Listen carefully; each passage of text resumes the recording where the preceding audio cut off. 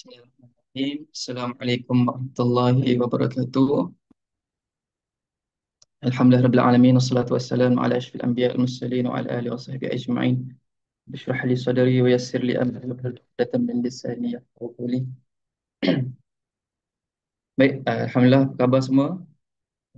Um, Selamat sahlan, selamat datang saya ucapkan kepada sahabat-sahabat Usamah yang dikasihi Allah sekalian.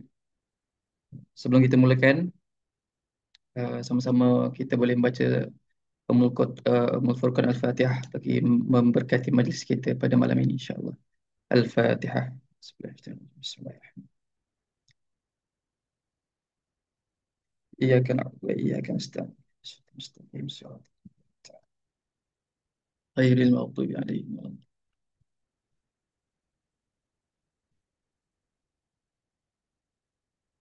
Amin amin ya rabbal alamin. Baik, alhamdulillah. Syukur alhamdulillah setelah sekian lama kita berehat daripada Usrah Mubina ni, setelah cuti raya haji semua kan. Jadi kita hari ini kita akan sambung balik dengan surah Al-Maun bersama saya, Anik Mukri. Dan insya-Allah kita akan melihat, menyingkapi sedikit sebanyak tentang surah Al-Maun. Saya kira surah ini dah tak asing. Kita sentiasa dengar. Ataupun ada orang panggil surah ini surah Ar-Ra'aital ladzi yukadzibu biddin.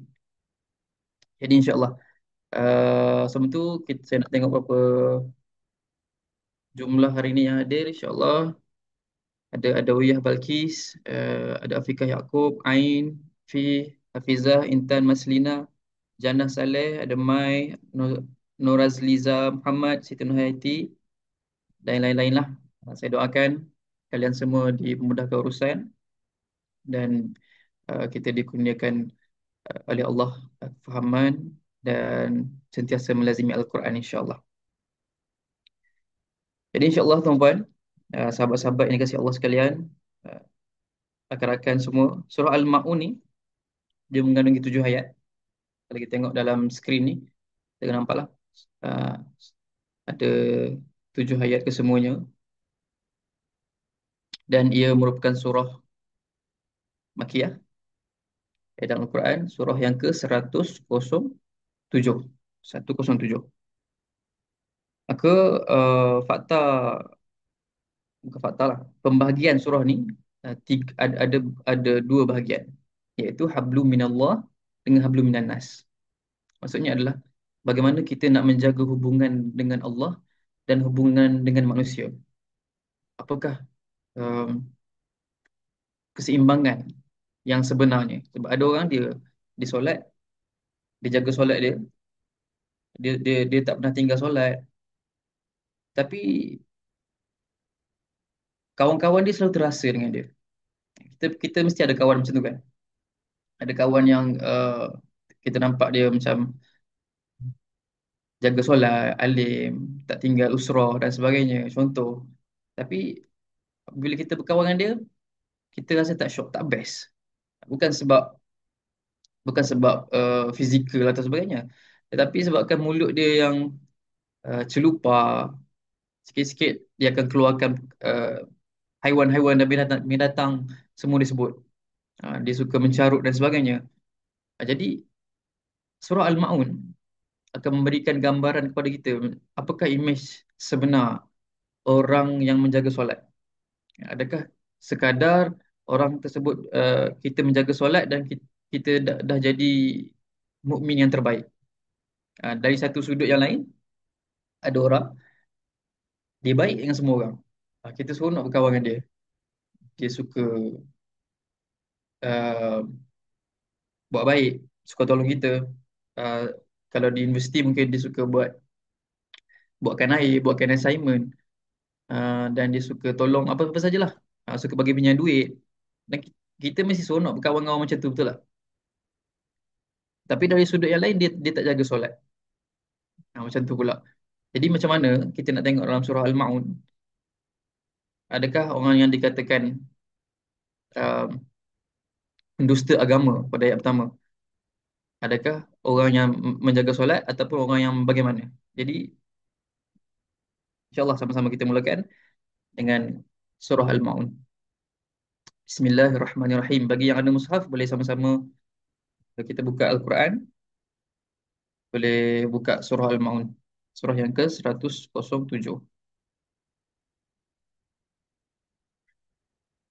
Okay. Bismillahirrahmanirrahim. أرأيت الذي يكذب بالدين فذلك الذي يدع اليتيم ولا يحض على طعام المسكين فويل للمصلين الذين هم عن صلاتهم ساهون الذين هم يراءون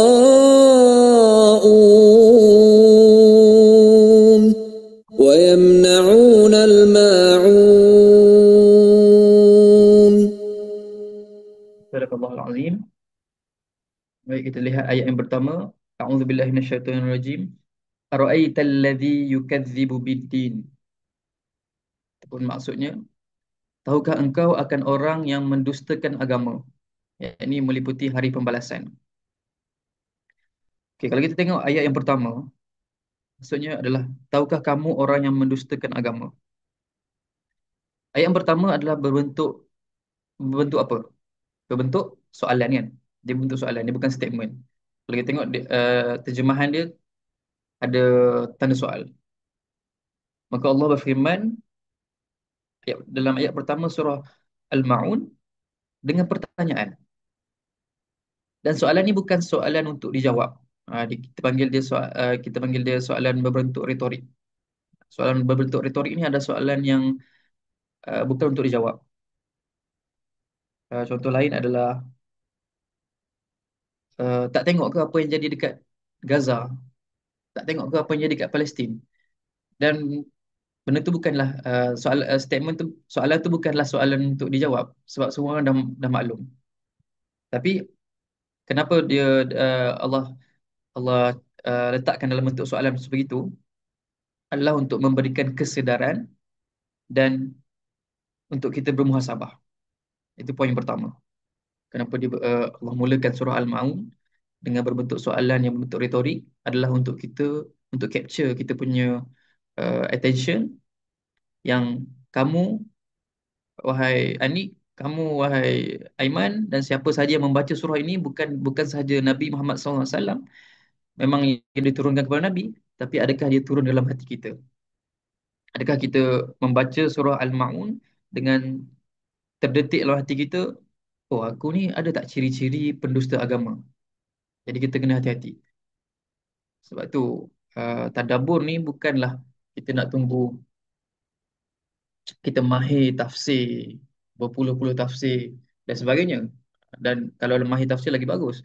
Cuma semudah kita bermuhasabah dengan satu ayat, dengan satu sepotong ayat Al-Quran, kita bertanyakan soalan pada diri kita, apa sebenarnya ayat ni maksudkan pada diri aku? Ada tak ciri pada diri aku ni, ciri-ciri pendusta agama? Jadi pentingnya ayat pertama ni, sahabat-sahabat semua, mungkin baru masuk, kita sedang bertadabbur surah Al-Maun.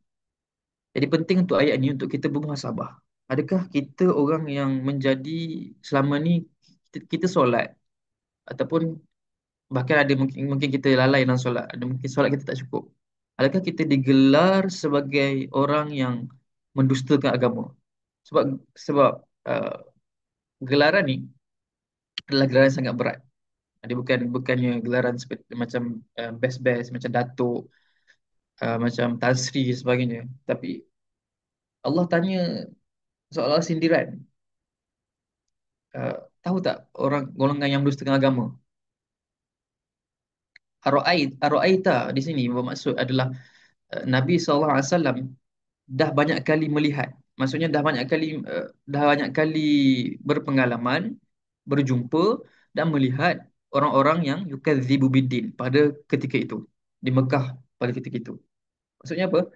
Maksudnya kaum Quraisy, kaum kafir Quraisy, pembesar-pembesar Quraisy. yang kononnya mengamalkan ajaran Nabi Ibrahim alaihissalam, yang kononnya mereka mewarisi kepimpinan untuk menjaga Kaabah ni, bila tibanya musim haji, mereka lah seolah-olah yang paling terkehadapan dalam menjaga amal ibadah dia. Walaupun dia tak solat macam kita, tapi dia seolah-olah betul-betul menjaga sembahyang. Nak kata dia seorang pemimpin yang bagus, dia nak tunjuk depan orang. Tapi Allah buka aib mereka dengan turunnya surah Al-Ma'un. Hai Muhammad, tidakkah engkau melihat, tahukah engkau orang yang mendustakan agama? Ara'aital ladzi yukadzibu biddin.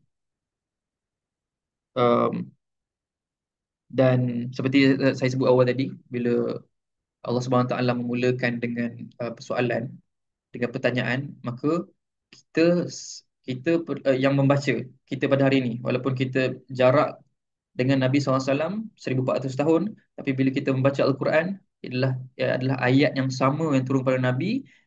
Sepatutnya kita tanya diri kita, adakah kita ada ciri-ciri orang yang mendustakan agama? Apa ciri-ciri tersebut kita akan tengok pada ayat yang kedua dan seterusnya. Sebab apa penting kita kena uh, memberikan fokus apabila kita masuk surah Al-Maun ni? Kenapa penting kita kena tengok uh, pada ayat pertama ni? Sebab apa? Sebab ramai antara kita yang salah faham, ramai yang ingat orang yang mendustakan agama ni hanyalah orang yang tidak percayakan Tuhan, tak percayakan Allah. Maksudnya uh, boleh kita kata golongan etis, ataupun golongan yang mungkin dia tak solat langsung, contoh kan. Buat apa aku nak solat? Kenapa aku nak solat dan sebagainya? Adakah itu pendusta agama? Adakah itu saja kita boleh gelarkan dia kadzibu biddin? Sebab apa? Sebab ada orang yang disolat, ada orang yang solat. Dia cukup jaga solat subuh, zuhur, maghrib, isyak, asar. 5 waktu cukup. Puasa Ramadan tak tinggal. Tetapi adakah dia dah dikira selamat daripada tergolong daripada golongan yang mendustakan agama? Boleh jadi mereka yang menjaga solat ni lah, bukan menjaga, sorry. Mereka yang solat tak tinggal ni dan puasa cukup ni adalah orang yang mendustakan agama. Setakat ni jelas ke suara saya? Takut tak clear line kat sini. Clear? Cuba check di ruangan komen kalau clear. Jelas Okay, baik. Okay, terima kasih Fi dan semua yang komen. Terima kasih banyak. Okay, itu ayat yang pertama dalam surah Al-Maun. Penting untuk kita tengok, aku ni dah solat ni. Aku dah tutup aurat. Aku dah baca Quran setiap pagi tak tinggal. Baca Al-Mulk sebelum tidur tak tinggal. Tapi adakah aku dah selamat daripada terkeluar daripada yukadzibu biddin?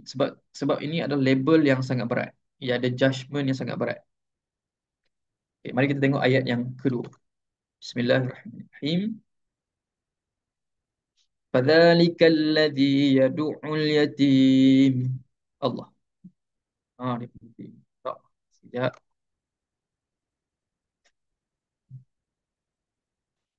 Hmm. Fadzalikal ladzi yad'ul yatim. Orang itu ialah yang menindas serta berlaku zalim kepada anak yatim. Ayat yang kedua adalah jawapan kepada siapa yang mendustakan agama.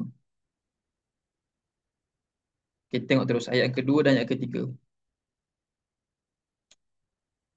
Ayat yang ketiga, Auzubillahi minasyaitonir rajim, wala yahuddu ala ta'amil miskin, dan ia tidak menggalakkan untuk memberi makanan yang berhak diterima oleh orang miskin. Ayat yang kedua, orang itu ialah yang menindas serta berlaku zalim kepada anak yatim. Maka dah terjawab siapa yang mendustakan agama, yang pertama ialah golongan yang berlaku zalim kepada anak yatim. Satu uh, antara asbabun nuzul, antara sebab penurunan surah adalah seorang uh, Quraisy, pembesar Quraisy yang kaya, saya ingat nama dia, yang hidup pada zaman Rasulullah SAW. Dia sangat kaya. Dikatakan uh, dia menyembelih berpuluh ekor unta, bahkan mungkin beratus ekor unta setiap bulan untuk buat jamuan. Dia buat apa hal setiap bulan. Kita buat apa hal raya je, tapi dia buat apa hal setiap bulan. Nak bagi jamu makan, nak menunjukkan betapa pemurahnya dia kepada penduduk-penduduk Mekah pada ketika itu. Nah, kalau siapa pernah dengar cerita ni, mungkin boleh tulis kat ruangan komen siapa nama uh, Kafi Quraisy tersebut. Saya rasa Kafi Quraisy bukan sahabat. Maka um, dipendekkan cerita, ada anak yatim datang, datang kat rumah dia lah. Dia bawa rumah dia besar, dia buat jamuan dan sebagainya. Orang dah semua balik, anak yatim datang pada hari lain lah. Anak yatim datang bukan pada hari orang ramai tu. Nak menunjukkan dia hanya berbuat baik, dia hanya nak bagi makan, nak bagi sedekah ni depan orang ramai je. Bila ada anak yatim datang, dia tengok kiri kanan tak ada orang, kemudian dia berlaku zalim kepada anak yatim. Dia bukan sekadar menghalau, bahkan perkataan yadu'u ni, kalau kita tengok ayat yang kedua, perkataan ya dal ain tu, yadu'u, kata Buya Hamka dalam tafsirnya Al-Azhar, tafsir Azhar, dia menolak dengan penuh benci. Dia menolak dengan penuh kebencian. Kau berambus kau pada sini. Contoh bahasa kita lah kan, bahasa kasar ni. Berambus kau pada sini. Aku tak nak tengok muka kau, jangan minta sedekah dekat sini, contohnya. Maksudnya dia bukan sekadar menghalau. Kalau kita tak nak bagi pun, kita boleh cakap cara baik, minta maaf, makanan dia tak ada, atau tuan rumah tak ada dan sebagainya. Dia boleh memilih untuk mengungkapkan kata-kata yang baik. Tapi yadu'u ini adalah ulama tafsir kata Hamka, dia rasa jijik, rasa tak tenang, rasa tak boleh nak tengok anak yatim ni, dia allergic. Na'udzubillah min zalik. Punyalah busuknya hati orang-orang yang sampaikan Allah gelar mereka ni adalah orang yang mendustakan agama. Itu yang pertama. Yukadzibu biddin adalah orang yang berlaku zalim kepada anak yatim. Dan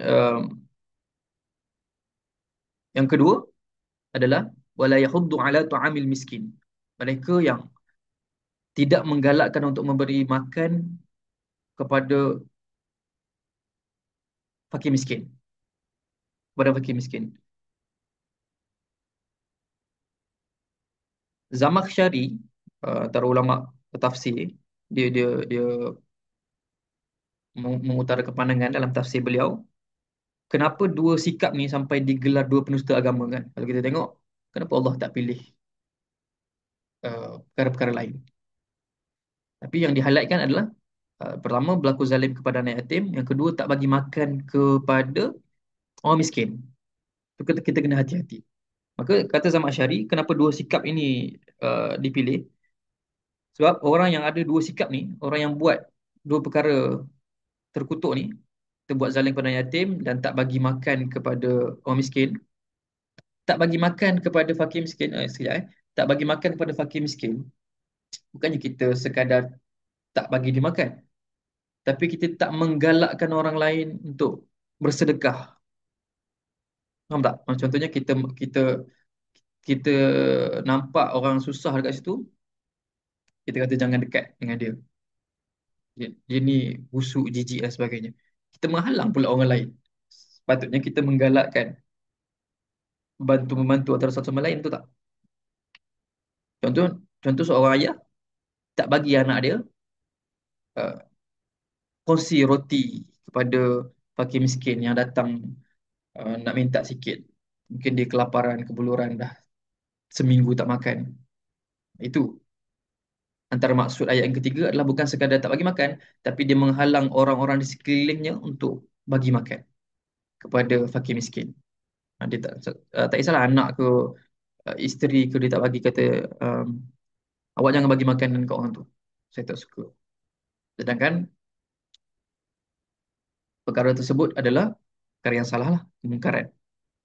Maka kata Zaman Asy'ari, kenapa dua sikap ini uh, di di di di sampaikan digelar sebagai sebagai yukadzibu biddin, pendusta agama, adalah kerana orang yang ada dua sikap ni, dia tidak percaya kepada inti agama Islam ni. Apa maksudnya? Maksudnya adalah sepatutnya kita sepatutnya sebagai seorang Muslim atau mukmin, kita kena yakin dan percaya setiap perkara yang kita buat akan ada balasan. Betul tak? Setiap perkara yang kita buat akan ada balasan, sama ada baik atau buruk, pahala atau dosa. Maka kata Zaman Syari, mereka yang dah berbuat jahat kepada anak yatim ni, mengherdik anak yatim, menghalau, pukul dan sebagainya, uh, sepak terajang dan sebagainya, mereka ni dah seolah-olah dah tak percaya dah. Dah tak percaya kepada balasan yang akan mereka terima, akan diberikan oleh Allah Subhanahu Wa Taala. Seolah-olah dia dah tak percaya kepada core value agama Islam itu sendiri. Sebab itu sampaikan digelar Kadzibu Bidin. Ke ini adalah peringatan yang keras, peringatan yang sangat tajam untuk kita yang membaca, bukan sekadar kepada kafir Quraisy, sebab Al-Quran bukanlah kitab sejarah, tetapi Al-Quran sentiasa evergreen. Dia sentiasa berbicara dengan kita tentang isu-isu semasa, permasalahan kita. Maka surah Al-Ma'un pada ayat yang kedua dan ketiga ini memberikan pembaca, pada kita semua, peringatan yang sangat-sangat keras. Kamu jangan jadi golongan yang ada dua sikap ini. Kalau tak, kamu juga tergolong dalam yukadzibu biddin. Maka kita perlu reflect diri kita balik. Ada tak anak-anak yatim uh, yang datang kepada kita dan minta tolong, kita halau dia. Anak yatim ni, antara guideline ni adalah mereka yang kehilangan ibu atau ayah. Dia ada banyak, ulama ada banyak pembahagian. Tapi antaranya yang mereka yang kehilangan ibu ayah dan belum mampu menyara kehidupan sendiri. Maksudnya belum belum mampu untuk bekerja dan ada gaji sendiri. Masih belajar, masih universiti. Kalau ada kawan-kawan yang mungkin dah kehilangan ibu, kehilangan ayah. Mereka anak yatim, sepatutnya kita jangan berlaku zalim kepada mereka. Kita kena hati-hati. So ayat ini kita perlu refleksi pada diri kita sendiri, macam mana kita nak interaksi dengan Al-Quran. Sebab itulah tujuan Mubina bangunkan usrah Mubina ni secara online ni, sebab untuk uh, menyuntik semangat dalam diri kita, macam mana kita nak interaksi dengan Al-Quran. Maksud interaksi itu maksudnya macam mana kita nak minat baca Al-Quran. Antaranya ialah bila kita baca ayat yang kedua, ayat ketiga surah Al-Ma'un ni, kita reflect dengan diri kita, ada tak sikap tu dalam diri aku? Pernah tak aku buat kawan aku, housemate aku, roommate aku yang dia anak yatim ni, aku buat dia tergurus hati.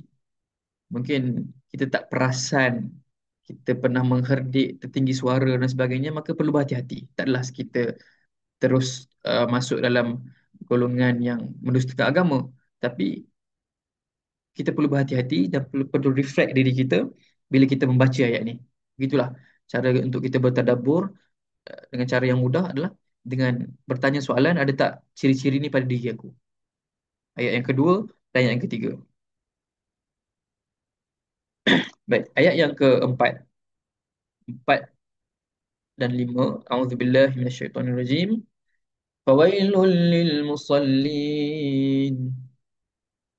Kalau orang yang demikian dikira dari bilangan orang-orang yang mendustakan agama, maka kecelakaan besar bagi orang-orang ahli sembahyang. Alladzina hum an salatihim sahun. Iaitu mereka yang berkeadaan lalai daripada menyempurnakan sembahyangnya. Ayat 4, uh, secara keseluruhannya ayat 4 hingga 7 adalah kita dah masuk ke bahagian kedua. Kalau ayat 1, 2, 3 sebentar tadi adalah bagaimana Al-Quran, atau khususnya surah Al-Ma'un, nak mengajar kita hidup secara bersosial. Cantik Allah susun.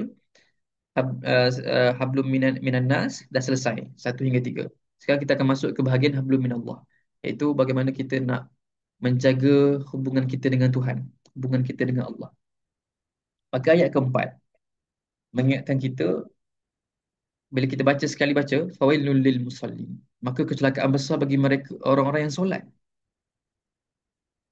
Kalau kita berhenti setakat ayat 4, kita akan bertanya, kita akan question diri kita. Eh, takkanlah aku solat pun aku, takkanlah orang-orang yang solat pun Allah kategorikan dalam golongan orang yang celaka. Maka kita kena lihat ayat yang selepasnya. Solat yang bagaimana? Adakah orang yang solat tu semua celaka? Dia ada pengecualian dia. Mari kita tengok ayat yang keempat. Fawailul lil musallin adalah celakalah bagi orang-orang yang solat, kecelakaan besar bagi orang-orang yang sembahyang adalah mereka melazimi sembahyang tetapi mereka lalai. Alladzina hum an salatihim sahun. Dalam keadaan lalai menyempurnakan sembahyangnya. Sahun dalam ayat yang kelima. Sahun, hujung ayat yang kelima ada perkataan sahun. Bermaksud kata dasarnya adalah lupa. Dia lupa. Maksudnya seseorang dia telah melupakan hikmah ataupun penghayatan sebenar dalam solat. Sepatutnya solat mampu melahirkan seseorang yang bila dia dah solat ni, dia dah solat, dia dah selesai solat dia, maka di luar solat, dia akan jadi seorang yang baik kepada anak yatim, dia akan mudah ringan tulang nak bantu fakir miskin. Sepatutnya itu. Tetapi surah Al-Ma'un ni menegur golongan-golongan yang kononnya menjaga solat, nampak baik, nampak alim dan sebagainya. Tetapi di luar solat mereka lah orang yang terkehadapan dalam menzalimi anak yatim, dalam berbuat jahat, dalam melakukan kemungkaran dan sebagainya. Jadi kita perlu berhati-hati. uh, kalau kita tengok dalam surah Al-Ankabut ayat 45, ayat ni antara yang popular lah. Maksudnya adalah solat itu dapat mencegah dari perbuatan mungkar. Inna solata tanha anil fahsya wal munkar, ya. Surah Al-Ankabut ayat 45. Sepatutnya solat itu dapat mencegahkan seseorang daripada kemungkaran. Tapi kenapa masih ada yang solat tetapi luar solat dia masih berbuat jahat? Sebab tu kadang-kadang kita kena tengok, adakah kita tergolong daripada golongan yang sahun tu. Dia lupa, dia lalai. Sebenarnya aku solat ni apa apa sebenarnya preparation aku untuk aku sembahyang ni. Semua orang tahu, mungkin mungkin ramai bagi kita tahu berapa rakaat, subuh 2 rakaat, zuhur 4, sampailah isyak 4 rakaat. Tetapi mungkin ada rukun-rukun yang tertinggal ataupun ada perkara-perkara yang terlepas pandang dalam solat. Antaranya ialah uh,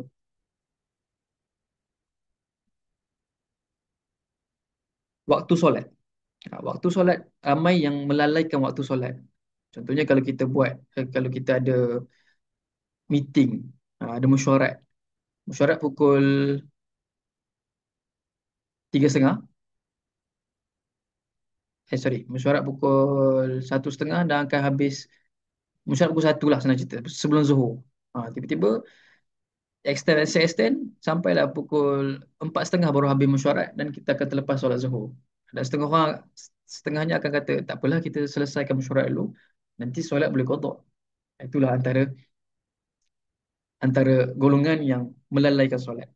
Macam mana pula kalau kita solat tapi dalam solat kita duk fikir, uh, sekejap lagi aku nak makan mana, sekejap lagi nak makan ayam gepuk lah. Tapi tengah solat ni, tengah rakaat kedua, tengah solat ni dah datang apa benda-benda yang kita lupa semua ni. Barulah teringat pen letak kat mana, assignment apa yang belum siap. Adakah golongan itu dikira golongan lalai?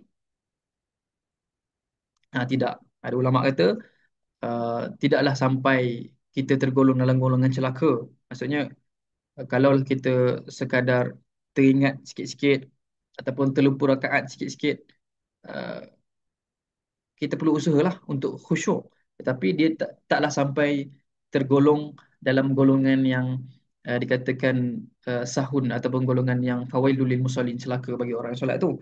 Tapi golongan yang Allah kategorikan sebagai celaka ataupun yang lalai ni adalah mereka yang sengaja melewat-lewatkan waktu solat sampai tengah hujung 5 minit, seminit lagi nak azan baru dia solat, ataupun dia tak solat langsung. Itulah golongan yang lalai. Kita solat langsung, dia lebih mengutamakan dunia dia. Kata Imam Al-Ghazali, Syekhul Islam Imam Al-Ghazali kata, solat ni adalah perjumpaan yang begitu bermakna dengan Tuhan. Maka janganlah sampai kita jadikan urusan dunia sampai menghalang kamu dan menunda-nundakan perjumpaan kamu dengan Tuhan. Kata Imam Ghazali. Sebenarnya dia kata, solat ni adalah perjumpaan kita dengan Tuhan. Pertemuan kita dengan Allah, Raja sekalian alam. Dialah yang memberi kita rezeki, Allah lah yang memberikan kita nafas untuk kita bernafas, dan Allah lah juga yang menghidupkan kita, memberi kita bahagia, bagi kita pasangan, bagi kita makan, bagi kita tempat belajar yang bagus-bagus. Tiba-tiba kita menundakan solat sebabkan nak kejar dunia. Kena hati-hati. Ingat pesan Imam Ghazali, apa-apa pun utamakan pertemuan kita dengan Tuhan sekalian alam dulu, Rabbul Jalil, Allah Azza wa Jalla. Solat lebih dulu, kemudian lepas selesai solat, barulah kita tunaikan uh, hajat kita sebagai seorang student, sebagai seorang mahasiswa, sebagai seorang kaki tangan pekerjaan awam, swasta dan sebagainya. Janganlah sampai kita tergolong dalam golongan sahun, iaitu golongan orang yang melalaikan solat. Janganlah sampai kita tergolong dalam golongan ayat 4, fawailul lil musallin, maka kecelakaan besar bagi orang-orang ahli sembahyang. Sebab rugi, rugi. Sebab apa rugi? Orang yang al-musallin, lil musallin dekat situ adalah orang yang selalu solat. Bukan solat sekali dua, dia selalu solat. Tetapi bila dah selalu solat, digelar pula dengan celaka. Tak rugi ke kita rasa? Contohnya kalau kita dah di sekolah, contohnya kita dah kutip sampah. Ah, kita dah kutip sampah kan. Kita dah cantikkan buat sekolah, kita dah cat sekolah, tiba-tiba guru besar panggil kita, dia kata uh, celakalah bagi orang-orang yang rajin mencantikkan sekolah. Bagaimana perasaan perasaan student tu? Kita akan merasakan, aku buat benda betul kot. Aku dah cantikkan sekolah, aku dah buang sampah, aku dah cat sekolah semua, tiba-tiba kena kena rotan dengan guru besar. Kena panggil dengan guru disiplin.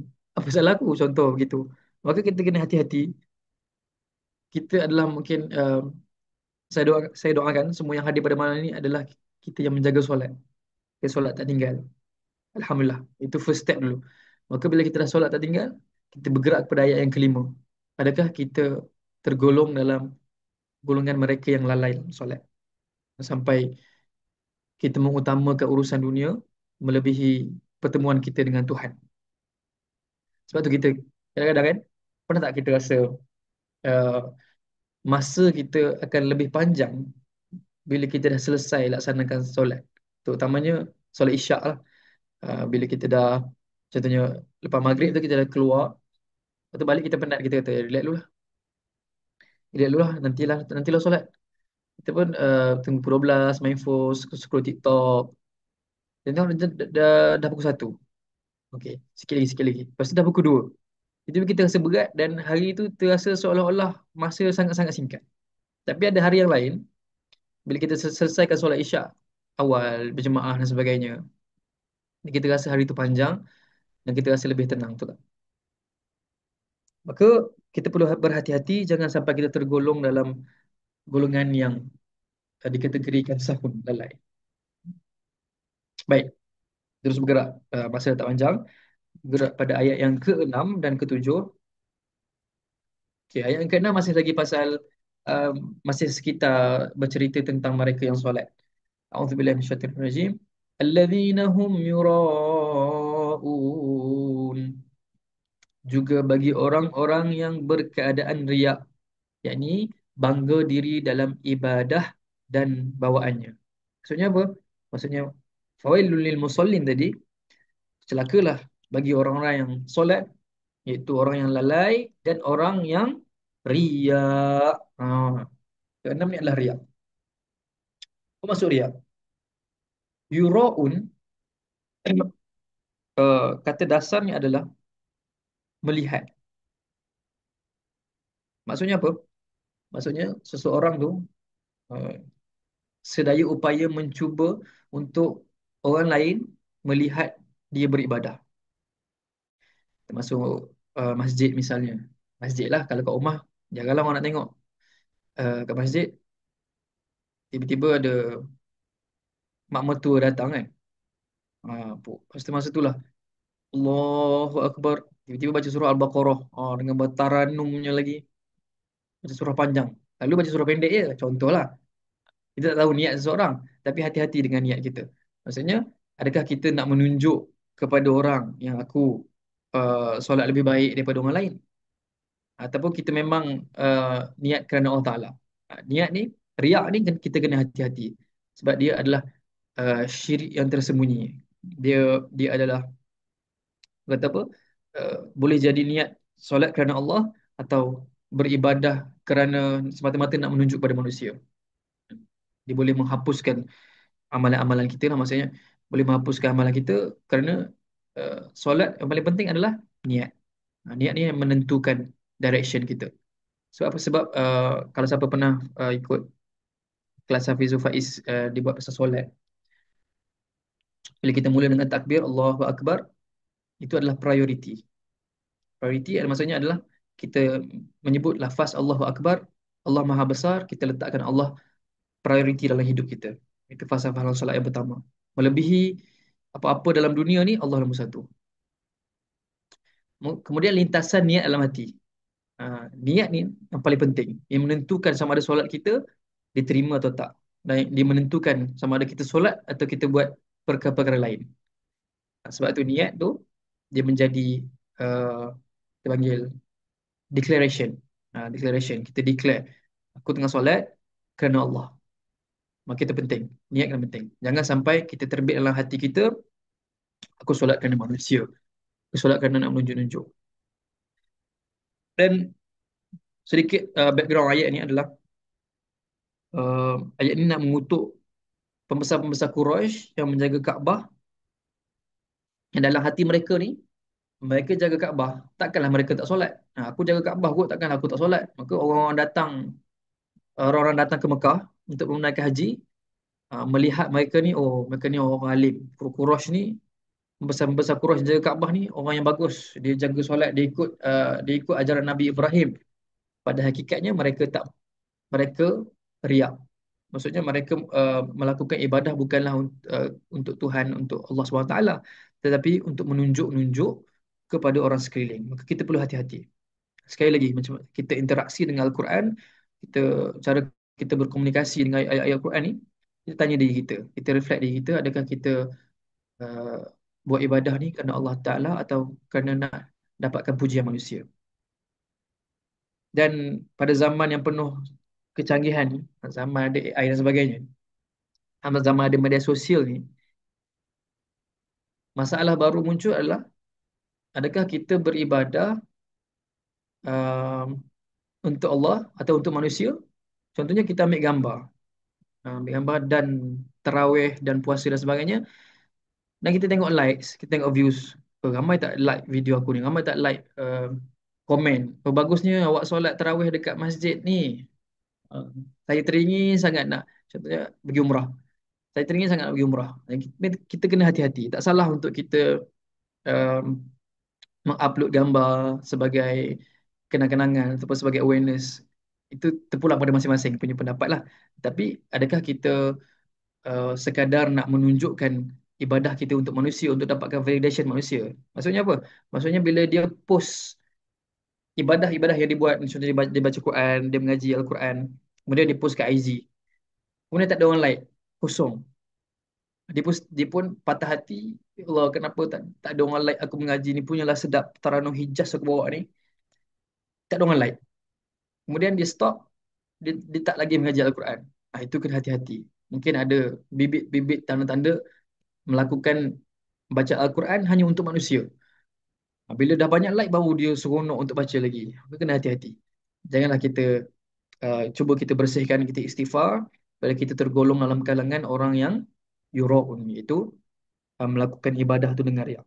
Kita kena jaga hati kita supaya penyakit-penyakit hati sebagai riak, ujub, dan kita berbangga-bangga dengan amal ibadah kita nak menunjuk dengan manusia.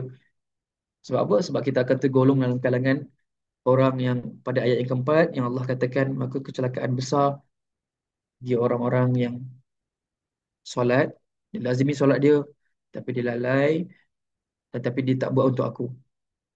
Dia buat untuk manusia. Dan dia dapatlah gelaran manusia, dapat kawan-kawan dekat sekolah panggil ustaz. Paling alim ni, paling awal pergi surau.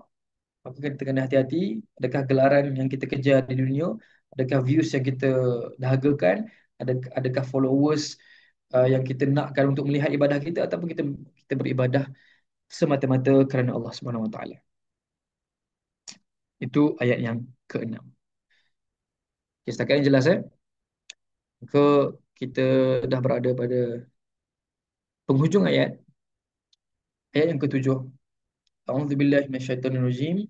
Wa yamna'unal ma'un. Dan orang-orang yang tidak memberi sedikit pertolongan kepada orang yang berhak mendapatnya.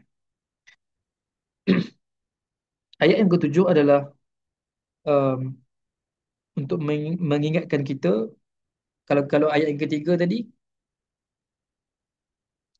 ورأيت الذي يكذب بالدين فذلك الذي يدعو اليتيم ولا يحض على طعام المسكين. Ayat yang ketiga adalah berbicara tentang membantu orang miskin, bagi bantuan kepada orang miskin, bersedekah, um, mengeluarkan zakat. Maka ayat yang ketujuh adalah untuk kita seimbang, bukan saja buat kebaikan kepada manusia, tapi kita kena buat kebaikan juga kepada Allah SWT. Itulah saya sebut pada awal tadi, hablum minallah kena jaga, hablum minannas juga kena jaga. Maka surah Al-Maun mengajarkan kita bagaimana untuk menjadi satu manusia dalam kelompok masyarakat ni, dalam circle masyarakat, tak kisahlah kita mahasiswa, student, organisasi dalam pimpinan, NGO, persatuan dan sebagainya. Macam mana kita nak jadi satu satu seorang manusia yang berjaya, yang berkriteria, uh, mempunyai ciri-ciri orang yang cemerlang dan tidak gagal. Maka surah Al-Maun lah menjadi indikator untuk kita. Bagaimana kita menyeimbangkan antara hubungan dengan manusia kena jaga dengan hubungan dengan Allah. Maka ayat ketujuh ini menjadikan peringatan kepada kita, uh, golongan yang menghalang Al-Maun. Al-Maun ini adalah pertolongan yang kecil. Pertolongan yang kecil. Tapi nilai dia besar. Dia kecil je. Macam contoh tadi, ada pada zaman Rasulullah, anak yatim datang minta segelas air. Patutnya kita bagilah kan. Segelas air, air mineral berapa ringgit je? RM2 tak sampai RM3. Maka ia hanyalah perbuatan yang kecil yang tidak merugikan kita pun kalau kita bagi. Itu al-ma'un. Dia semudah-mudah, sekecil-kecil perkara yang boleh kita tolong, tapi kita tak bantu. Itulah sebab uh, kena hati-hati jangan sampai kita tergolong dalam kalangan yang disebut daripada ayat yang pertama dalam surah Al-Ma'un, iaitu kadzibu biddin. Sebab apa? Sebab Al-Ma'un ini sebab benda yang simple saja. Mungkin kawan kita yang susah, dia daripada keluarga yang uh, mak ayah mungkin betul-betul susah, kerja hari pun gaji RM50 nak sara 5-6 orang anak. Tiba-tiba kawan kita minta bantuan kita, boleh tak nak pinjam sekejap pen dan sebagainya. Semudah pen tu. Itulah al-ma'un. Ke Sekali lagi kita refleksi dengan ayat Al-Quran, kita interaksi dengan Al-Quran, kita tanya diri kita, ada adakah aku menjadi golongan yang menghalang daripada memberi bantuan sekecil-kecil bantuan. Adakah aku tergolong dalam wayamna'un al-ma'un ni? Sebab ini dah penghujung ni. Dah ayat dah tutup ni. Adakah aku terselamat daripada menjadi pendusta agama ataupun aku tergolong dalam kalangan itu? Kita sentiasa kena reflect diri kita, jangan tengok orang lain. Jangan jangan jangan uh, melihat kesalahan tu pada kawan kita. Ni ciri-ciri ni ada pada kawan aku ni. Betul tunjuk ni ciri-ciri al-ma'un ni ustaz kata semua ni ada kat kau. Tak boleh cakap itu. Kita kena buat checklist, kena reflect diri kita sendiri. Ke um, dan yang ketujuh adalah untuk memberi peringatan kepada kita supaya menjadi orang yang um, tidak menghalang sekecil-kecil bantuan. Apatah lagi bantuan di jalan Allah. Kita nampak mungkin bantuan ke Palestin dengan sumbangan RM1 tu kita nampak kecil. Tapi sebenarnya memberikan impak yang besar kepada mereka yang di sana. Apabila terima bantuan RM1 darab dengan 1 juta rakyat yang membantu, dapatlah menampung uh, saudara-saudara kita yang memerlukan, bukan saja di Palestin, di mana saja yang memerlukan, walaupun RM1, walaupun kecil. Al-Ma'un nak mengajarkan kita, kecil, satu perkara yang kecil tapi mampu memberi impak yang besar. Maka you have to make the impact. Kita perlu lakukan impak tersebut. Jangan tunggu orang lain mulakan, kita kena mulakan.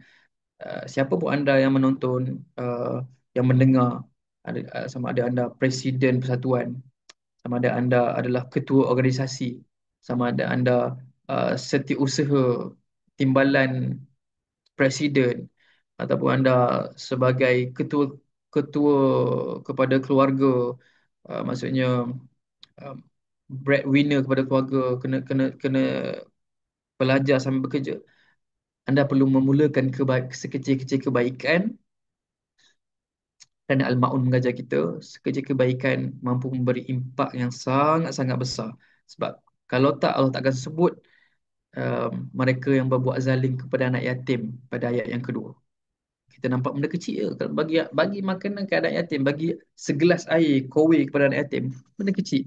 Tapi dirakamkan dalam Al-Quran, dia tidak lagi kecil. Dia menjadi satu perkara yang besar, menjadi impak yang sangat besar. Apatah lagi, student-student yang membuat kerja volunteer, uh, join NGO, bagi bantuan dan sebagainya, saya ucapkan tahniah lah. Tahniah kerana anda telah menjalankan um, hak-hak yang diperlukan oleh golongan yang berkeperluan, membantu fakir miskin dan yatim dan sebagainya. Maka sedikit lagi sebagai penutup, ada juga ulama kata al-ma'un ni adalah zakat. Sebab apa? Zakat ni berapa persen? 2.5% kan? 2.5% daripada harta kita, harta mungkin orang yang dah bekerja dan sebagainya, mungkin ada yang dah bekerja dalam ni, maka keluarkan 2.5% sebagai daripada gaji tahunan dan keluarkan sebagai zakat. Dan itulah al-ma'un, antara al-ma'un yang boleh kita sumbangkan kepada agama. Maka secara konklusinya sahabat-sahabat, jam dah menunjukkan 9.54. Sebagai rumusannya adalah, yang nak catat boleh catat, ada 5 perkara, perkara penting yang boleh kita ambil, bawa balik dan boleh sebarkan kepada kawan-kawan yang tak hadir pada malam ni. Yang pertama, uh, jangan jadikan agama sebagai casing sahaja. Tak masuk casing, casing telefon kan. Jangan jadikan agama sebagai sebagai kita pakai casing ke iPhone kita ataupun Samsung dan sebagainya. Apa maksud casing? Maksudnya dia solat dah cantik lah. Solat cukup 5 waktu. Oh, baca pun dah sedap. Tiba-tiba lidah dia ni menyakiti orang di sekeliling dia. Apatah lagi, dia sangat benci dengan uh, fakir miskin dan anak yatim. Maka itu kita jangan jadikan agama sebagai casingnya. Maksudnya kita solat dah cantik. Bila kita solat cantik, falsafah solat adalah kita menghadirkan diri dalam solat, eh, mengakui kita ini lemah, hanya Allah SWT yang maha berkuasa, kita memohon pertolongan pada Allah. Maka sepatutnya bila selesai solat, kita bagi salam. Assalamualaikum warahmatullahi wabarakatuh. Assalamualaikum warahmatullahi. Kemudian kita berzikir, subhanallah, alhamdulillah, Allahu akbar. Kita bangun, kita jadi orang yang lebih memahami uh, intipati agama untuk membantu mereka yang memerlukan. Sama ada membantu yang ada duit boleh bantu dari segi duit, yang ada tenaga bantu dengan tenaga, macam saya cakap volunteerism tadi. Yang tak boleh bantu dengan tenaga, janganlah menyakiti dengan lisan atau menyakiti dengan fizikal. Maka jangan jadi agama sebagai casing. Kita kena jaga bukan sekadar solat kita dengan Tuhan, tetapi bagaimana akhlak kita di luar solat. Kita kena tengok solat itu betul-betul kita khusyuk atau betul-betul kita hayati sembahyang kita, bagaimana kita di luar solat, maka begitulah solat kita sebenarnya. Kalau kita betul-betul fokus, kita betul faham apakah makna sebalik surah Al-Fatihah, kita kita kata iyyaka na'budu wa iyyaka nasta'in, pada engkau aku mohon pertolongan ya Allah.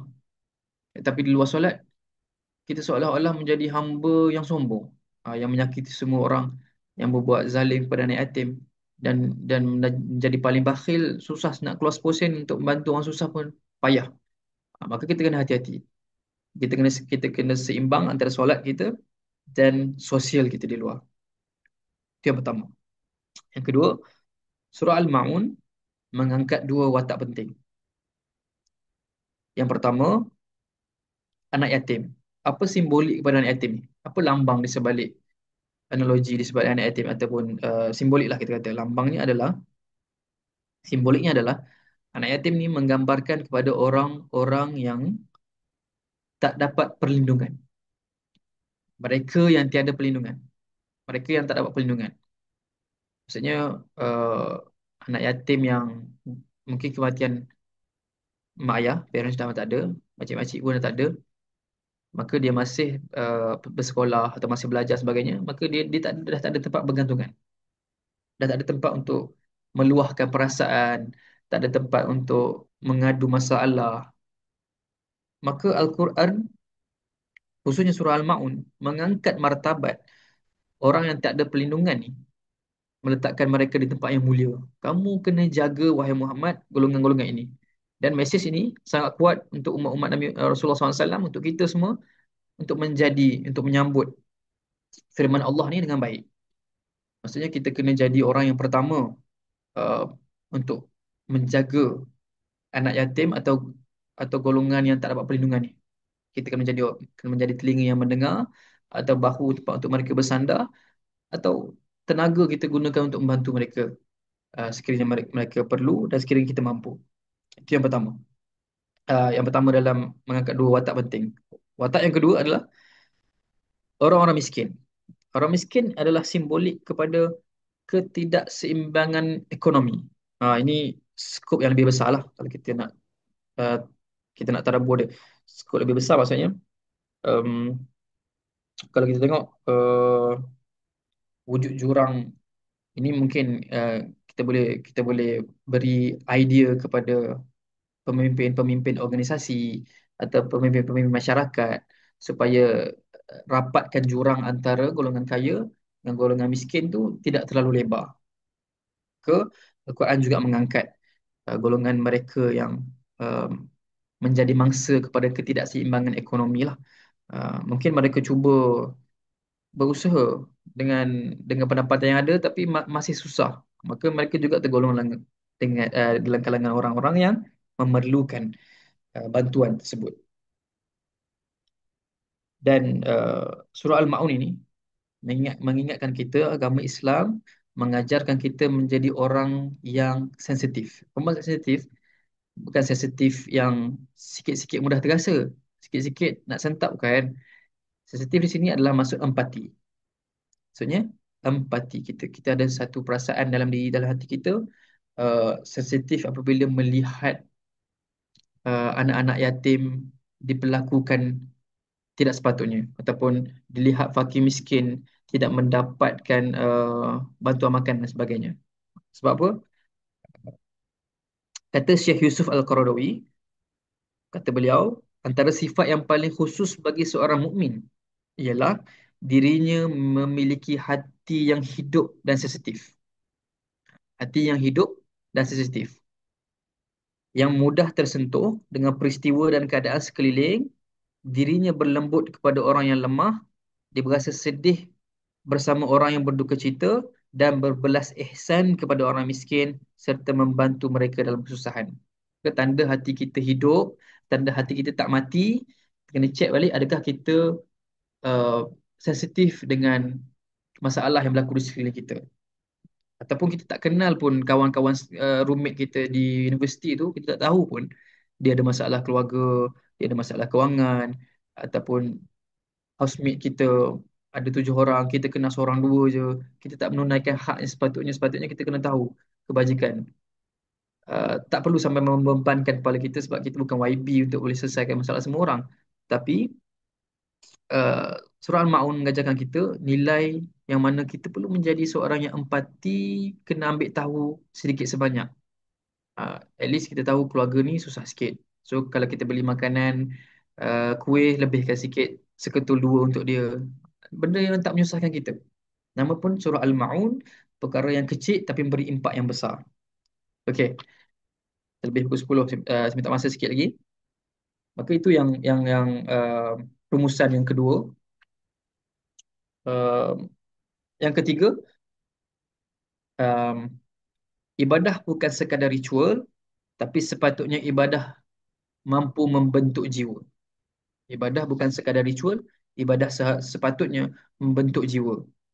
Maksudnya kalau kita tengok, uh, contohnya kawasan perumahan kita selalu upgrade, kadang-kadang mereka upgrade surau jadi cantik kan, masjid jadi cantik. Ataupun siapa pernah pergi masjid yang cantik-cantik kat Malaysia ni, masjid apa? Masjid Sendayan dan sebagainya kan. Kan tempat OOTD lawa cantik dan sebagainya.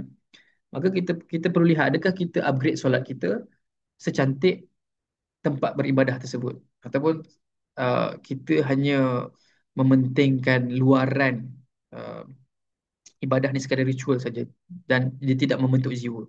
Maka kita kena melihat sepatutnya orang yang solat ni lah adalah jiwa dia lebih cemerlang, uh, lebih terkehadapan dari segenap aspek, kepimpinan, aspek pendidikan.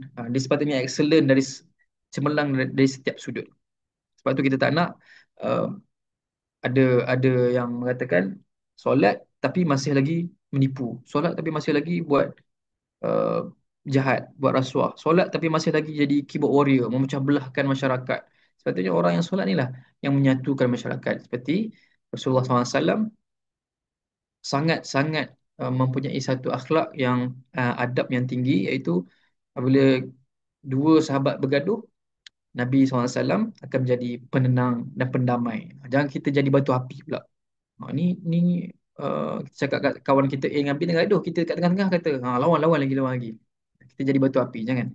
Maka orang yang solat, uh, orang yang tidak lalai dalam solat dia, orang yang menjaga solat bukan sekadar ritual biasa tapi sepatutnya membentuk jiwa, kerana Al-Ma'un mengajar kita orang yang solat sepatutnya mempunyai ruh yang kuat, yang mampu memberikan semangat kepada kita untuk membantu masyarakat di luar sana. Okey, yang ketiga, yang keempat adalah ibadah um, bukanlah alat untuk populariti.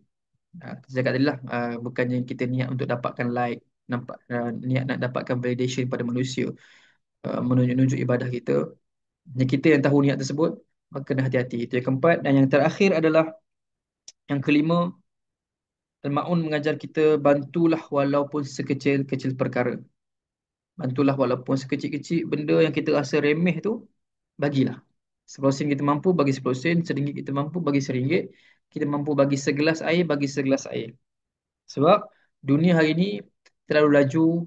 uh, kita duduk scroll-scroll TikTok dan tak sedar psikologinya dia akan membentukkan satu satu minda yang orang tu akan menjadi individualistik.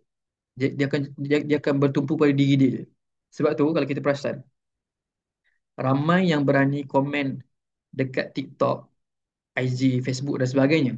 Uh, Komen-komen yang mengatakan mereka berani. Contohnya setisu, dia jadi keyboard warrior. Dia akan jadi orang yang terpaling ke hadapan menjadi haters. Sebab apa? Sebab tak nampak muka, DP pun DP Google, nama nama TikTok pun nama fake dan sebagainya. Sebab mereka menjadi orang yang individualistik. Tak kenal orang sekeliling, tak kenal housemate dia, tak tahu apa masalah um, kawan satu universiti tempat belajar. Maka kita perlu melihat semula bagaimana surah Al-Ma'un ini mengajar kita untuk tidak menjadi orang yang individualistik. Al-Ma'un mengajar kita untuk hablum minallah, hablum minan nas, menjadi orang yang lebih peka. Itu ayat dia. Untuk orang yang lebih peka dan empati dengan sosial sekeliling kita supaya uh, kita tak tergolong dalam kalangan yukadzibu biddin, iaitu golongan yang mendustakan agama. Wallahu a'lam. Alhamdulillah.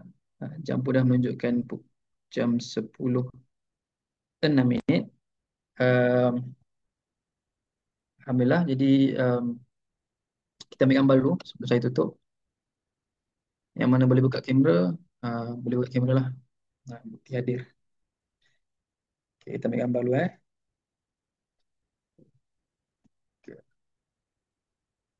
Okay. Jadi sekadar itu saja um, kongsian tentang surah Al-Ma'un pada malam ini. Saya kira um, kita dah cover tujuh ayat. Kalau ada soalan ke? Kalau tak ada soalan, kita tangguh dan kita akan jumpa lagi lah dalam surah seterusnya. InsyaAllah. Nak tanya, kenapa susunan dalam surah ini fokus pada jaga hubungan dengan manusia dulu, baru jaga hubungan dengan Allah? Aida Munir. Okey. Soalan yang bagus. Kenapa susunan dalam surah Al-Ma'un memfokuskan kepada jaga hubungan dengan manusia dulu, baru jaga hubungan dengan Allah? Tiga ayat pertama adalah berkenaan dengan sosial kan, dan dengan sosial. Sebab pada ketika itu, pada antara asbab nuzul kenapa surah ni turun, antaranya lah kerana sikap pemimpin Quraisy pada ketika itu dah melampau. Um, kalau Aida sempat dengar tadi, saya sebut mereka sembelih 100 ekor unta. Macam tu je. Macam unta ni mahal. Macam kita sembelih lembu lah. Sembelih lembu seekor pun dah berapa ribu. 7,000. Tak pasti berapa seekor lembu. Maka pemimpin Quraisy pada ketika itu, dia boleh buat open house setiap bulan dengan sembelih berpuluh-puluh ekor unta. Tapi bila ada seorang anak yatim datang kepadanya meminta sepotong roti dan segelas air, mereka tak bagi. Sebab apa? Sebab tak ada orang nampak kebaikan tu. Maka Allah nak highlightkan, Allah nak angkat martabat satu, Allah nak angkat martabat anak yatim, golongan-golongan yang rentan, golongan-golongan yang tak diberikan tempat dalam masyarakat ni untuk dimuliakan. Dan Allah nak menemplak golongan-golongan yang hanya berbuat kebaikan sebelum menjadi barah. Mereka buat kebaikan hanya untuk dilihat manusia. Sebab itu ayat ni sebenarnya bukan pada Quraisy saja, tetapi golongan munafik, yang mana golongan munafik ni di Islam bersama para sahabat di solat, tapi dia hanya nak mendapatkan title aku solat bersama para sahabat. Tapi hakikatnya dia tak menyumbang kepada agama, dia juga berlaku zalim kepada anak yatim, dan dia tak mempedulikan golongan miskin. Sebab itu antaranya kenapa didahulukan uh, Allah memulakan dengan soalan yang retorik, soalan yang soalan yang memerli. Ha, Ra'aital ladzi yukadzibu biddin. Tahukah engkau orang yang mendustakan agama?